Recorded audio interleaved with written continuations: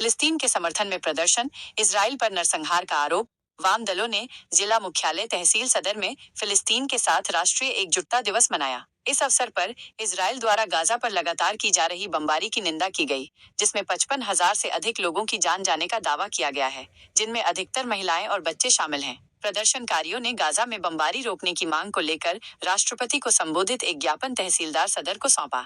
जिला सचिव अशोक कुमार तिवारी ने इजराइल की कार्रवाई को नरसंहार करार दिया। उन्होंने कहा कि पिछले 2 सालों से इजराइल की बमबारी और सैन्य हमलों में गाजा की आवश्यक बुनियादी संरचनाएं जैसे अस्पताल, स्कूल और शरणार्थी शिविरों को जानबूझकर निशाना बनाया गया है। तिवारी ने जोर देकर कहा कि गाजा की जनता को एक अभूतपूर्व मानवीय त्रासदी की ओर धकेला गया है। उन्होंने यह भी आरोप लगाया कि इजराइल ने गाजा में राहत सामग्री के प्रवेश को रोक दिया है। तिवारी ने चिंता व्यक्त की कि संयुक्त राष्ट्र और अंतर्राष्ट्रीय न्यायालय सहित वैश्विक आक्रोश के बावजूद अमेरिका और उसके कुछ सहयोगी देशों के समर्थन से इजराइल की नेतन्याहू सरकार अपना बर्बर अभियान जारी रखे हुए है। उन्होंने भारत सरकार की आलोचना करते हुए कहा कि फिलिस्तीनी जनता के साथ मजबूती से खड़े होने के बजाय भारत सरकार ने हमलावर इजराइल के प्रति लगातार चुप्पी और तुष्टीकरण का रुख अपनाया है। इसे भारत की लंबे समय से चली आ रही विदेश नीति से शर्मनाक भटकाव बताया गया।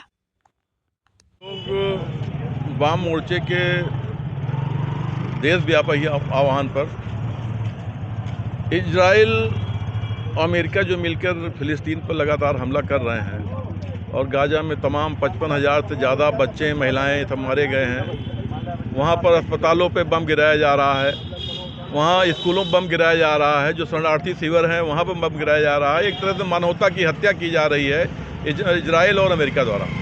तो आज हम लोग फिलिस्तीन के लिए एकजुटता दिवस मना रहे हैं राष्ट्रीय स्तर पर।